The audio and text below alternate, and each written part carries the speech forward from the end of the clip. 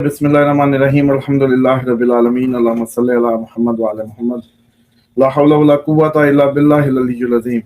अगर तो तैयारी की फोटो को देखें तो फिर तो ऐसा लगता है कि ये मुज़ाकरात कभी भी अपने अंजाम को नहीं पहुंच सकते, किसी अच्छे अंजाम को, क्योंकि आप देखें कि स्टैंस जो है वो हमेशा बड़ा मुतशद्दिद रहेगा ईरान की तरफ से, क्योंकि उनके बच्चे हैं, बच्चों पे बैठ के बच्चों की यूं तस्वीरें ला के जो जहाज में आए होंगे, साइकोलॉजिकली जो टीम आई है वो जहाज की खाली सीटों में उन बच्चों की तस्वीरें देखती आई है, उनका माइंडसेट बड़ा ही फोकस्ड होगा इस बात पे। और मैं समझता हूँ कि ये एक ऐसा लॉक लेके आए हैं वो ब्रेन्स में, जिसके तहत मुझे लगता है कि नरमी या फ्लेक्सिबिलिटी इनकी तरफ से बिल्कुल एक्सपेक्ट ना करें। ये तो है एक वजह से कहते हैं ना टेवा टोट का पुराना पंचायती। अब आ जाएं कि अगर हम बात करें एस्ट्रोलॉजिकली, तो एस्ट्रोलॉजिकली मरकरी आपको जैसे बताया था रात 12 बजे के बाद डेविएशन में चला गया। डेविएशन मरकरी, और अब वो तकरीबन समझें कि 00 डिग्री पे है अभी जब आप ये प्रोग्राम रिकॉर्ड कर रहे हैं। मार्स 6 डिग्री पे है, सैटर्न 12 पे और सन 27 में। सन का 27 डिग्री पे होना, सन तो अभी अपनी डेविएशन से कह लें अपनी जो एक्सॉल्टेड पोजीशन की तरफ बढ़ रहा है। सन अभी जब एरीज में जाएगा तो एक्सॉल्टेड हो जाएगा। तो ऐसा लगता है कि एक सन जब भी एक साइकिल पूरा करके अब नई एक इस सारी जो सीक्वेंस है इसको लेके आगे जाएगा, जो उसने अभी सन ने इस सब हालात से जो गुजरा, यानी कि हुकूमतें जो गुजरी, यानी कि ये जो अभी ब्लॉकेड थी स्टेट ऑफ हॉर्मज़ की और जो इस टाइम करंट सिनेरियो की, इन्हीं को लेके नई सारी हुकूमतें पूरी दुनिया की का फोकस सिर्फ इसी पे रहने वाला है। और ये जो सन एरीज में जैसे इसका जो इंस्टेंट इम्पैक्ट होगा कि हर मुल्क सिर्फ और सिर्फ इस जो लाइन है ना, जो स्ट्रेट ऑफ हॉर्मज़ और जो इस बदलते हुए सिनेरियो में जो क्रिएट हुई है उसमें अपनी साइड्स लेंगे, करवटें लेते नजर आएंगे 14 के बाद, कुछ इस कोर्ट में कुछ उस कोर्ट में। एक तो ये फैक्टर है। दूसरा ये है कि मरकरी अभी ये 2-3 दिन जैसे वो अब अपनी तेजी से डेविएशन पकड़ता जाएगा, यानी कि जूं वक्त गुजरता जाएगा, उल्टा एक चांस जरूर है कि दोनों फरीक ही को मिसकैलकुलेट कर जाए और वक्ती तौर पे ऐसा एक समा बंधे कि भाई ओ हो गया, ये भी हो गया, वो भी हो गया। लेकिन कुछ अरसे बाद जैसे 30 अप्रैल को मरकरी अपनी डेविएशन छोड़े तो फौरन एहसास हो कि हमने गलती कर दी थी, फौरन एहसास हो दोनों साइड्स को कि ये सब हमने गलत किया। तो इस तरह का सिचुएशन जो है वो ज्यादा नजर आ रहा है एस्ट्रोलॉजिकली, क्योंकि मरकरी जब डेविएटेड होता है तो आपकी जो एनालिटिक्स होती हैं, जो आपकी कैलकुलेशन होती है, हमने पहले भी अर्ज किया, वो वीक हो जाती हैं। और इसके साथ साथ फिर मरकरी थोड़े से आगे डिग्री जब 6 को क्रॉस कर जाएगा, 7 डिग्री 8 डिग्री में जाएगा, तो फिर मार्स और सैटर्न के दरमियान में होगा। तो फिर समझे अकलें आपकी अकलें फिर जंग और ठंड के दरमियान में फंस जाएंगी। तो एक स्टैग्नेंसी सिचुएशन इसको फेस करनी पड़ेगी मरकरी को, यानी कि आपकी अकलों को, आपके कैलकुलेशंस को,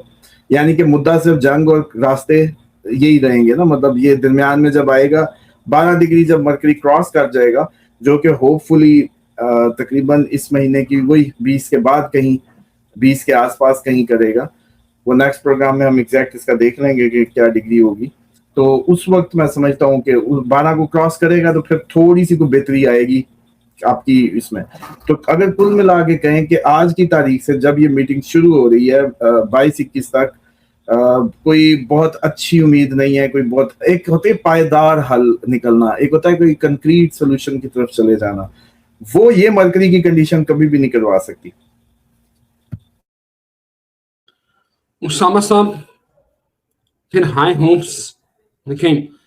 पाकिस्तान की इज्जत और वकार का मामला है। मैं तो जेन्युइनली इस एफर्ट को बड़ा जो है ना वो देख रहा हूँ कि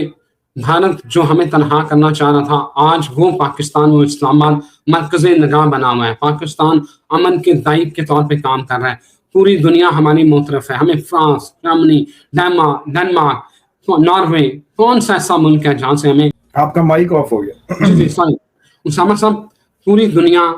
जो है हम, क्योंकि हाई होप्स तो हमें है। पाकिस्तान इस वक्त मरकज़ निगाह बना हुआ है। Germany, France, UK, Spain, Australia, पता नहीं कहाँ से हमें जो है ना वो कहनी थी पैगाम मसूल हो रहे हैं। वो भारत जो हमें तनहा करना चाहता था वो आज खुद तनहा है। भारत के अंदर भारत के जो सियासी निगरान है, भारत की जनता, वो मोदी को कोस रही है। تو کیا لگ رہا ہے کہ پاکستان کے لیے ایک اچھا جو ہے ایک دوبارہ سے ایک بوم کرنے کا یہ موقع ہو سکتا ہے؟ جی دیکھیں، اس میں کوئی شک نہیں ہے کہ پاکستان اس ٹائم پوری دنیا پہ لائم لائٹ میں ہے، اور جس طریقے کی کل ہم نے بلکہ اس پہ بات بھی کی تھی کھل کے کہ ہمارے جو کمپٹیٹیو ایج ہیں اس وقت پوری دنیا کی لیڈرشپ پہ وہ کیا ہیں، اور وہ کیا ایکسپرٹیز ہے اور کیا ایکسپیرینس ہے جس کا فیس کرنا پورے خطے یا پوری دنیا کے لیے اس ٹائم مشکل ہے، وہ ہماری جو اسٹرینتھ ہے بن گیا اس ٹائم آٹومیٹکلی۔ دوسری بات یہ ہے کہ یہ تو جسٹ ڈیفینیٹلی کہیں نہ کہیں اس نے کام تو آنا ہے، لیکن مسئلہ یہ ہے کہ جو حالات بنتے جا رہے ہیں دنیا کے پورے، جو ورلڈ وار 3 شروع ہو چکی، اس میں ڈیفینیٹلی جس کا سب سے زیادہ کنیکٹیوٹی ہو یا جس کے پاس سب سے زیادہ کنیکشنز ہوں وہ زیادہ اچھا ایزی اس وار زون یا وار ٹائم سے گزر جاتا ہے، یہ ہم نے ماضی میں بھی دیکھا۔ تو ڈیفینیٹلی اس حساب سے دیکھیں تو بہت اچھا ہے کہ پاکستان کو ایک سپورٹ، انٹرنیشنل سپورٹ نظر آئے گی یا دی جائے گی، ایون بھاگ بھارت جب ہوگی ابھی، تو یہ ایک اچھا ہمارے پاس ایج ہوگا ان ٹرمز آف جو کہہ لیں کہ باقی دنیا سے۔ لیکن مسئلہ یہاں یہ ہے کہ آپ ہم جب اگر ہمیں یہ نہیں ہم کہہ سکتے کہ یہ فروٹفل ہو جائے گا یا یہ کوئی ہمارا کام بس جتنا تھا ہم نے، مطلب ہمیں تو وہ شو وہ جیسے کہتے ہیں نا لائم لائٹ مل گئی دیٹ سے آگے، کیونکہ یہ بہت زیادہ سالوں کا یہ تیاری کا معاملہ ہے۔ ایران کی سالوں کی تیاری ہے، اسرائیل کی بھی سالوں کی تیاری ہے، تو یہ دو ریاستیں ایک دوسرے کی ضد میں جب ہیں اور سالوں کی تیاریاں ہیں تو ان کے درمیان اتنی آسانی سے اتنی جلدی کچھ نہیں ہونے لگا۔ تو اب صرف ان لوگوں کو ایک کروٹ چاہیے کہ کسی طریقے اس امیج کو زائل کیا جائے کہ ٹرمپ نے شروع کرائی، بس اب ایک دفعہ ایسا سیز فائر یہ چاہتے ہیں جس کے تحت جی سی سی کنٹریز جو ہیں وہ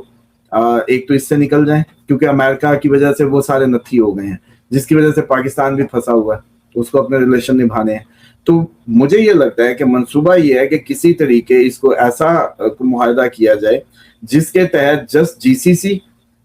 اور امریکہ، جی سی سی امریکہ بند ہو جائے، اسرائیل ایران آپس میں پھر جو کرنا کرتے رہے، بس اس طرح کا کوئی میکنیزم جو ہے نا وہ بنانے کی کوشش ہے۔ اس کے دو فیکٹر ہوں گے، ایک تو جو ود ان دا امریکہ ایک بہت بڑا پریشر بلڈ ہو رہا ہے ٹرمپ ایڈمنسٹریشن پہ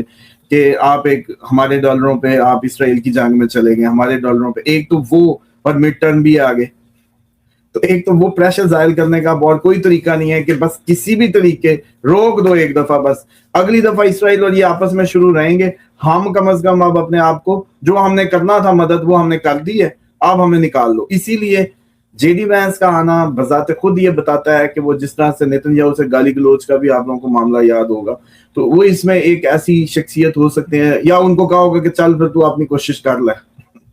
اگر ہوتی ہے تو کر لے۔ تو اس طرح کی سچویشن ہے، اور یہ کوئی وہ جیسے کہتے ہیں نا ہر کوئی ٹرائی کر رہا ہے، کوئی کنکریٹ مائنڈ سیٹ کے ساتھ نہ جے ڈی وینس آیا، کیونکہ جے ڈی وینس اپنی بس اس کو کہا ہوگا کہ چل بھی تو پھر اتنا ہی ہے نا، تو بند کرا لے، جا تو بند کرا لے، کیونکہ یہ جنگ لاشعوری طور پہ اگر آپ اس کو بڑا کینلی آبزرو کریں تو شروع کرنے والوں نے یہ میک شیور کیا ہے کہ یہ کبھی ختم نہ ہو، ورنہ یہ 175 یا 200 بچوں سے شروع نہیں ہوتی تھی گیم پہلے دن کے اٹیک کی، یہ میک شیور کیا گیا ہے کہ ایسے شروع کی جائے کہ کبھی ختم نہ ہو۔ بس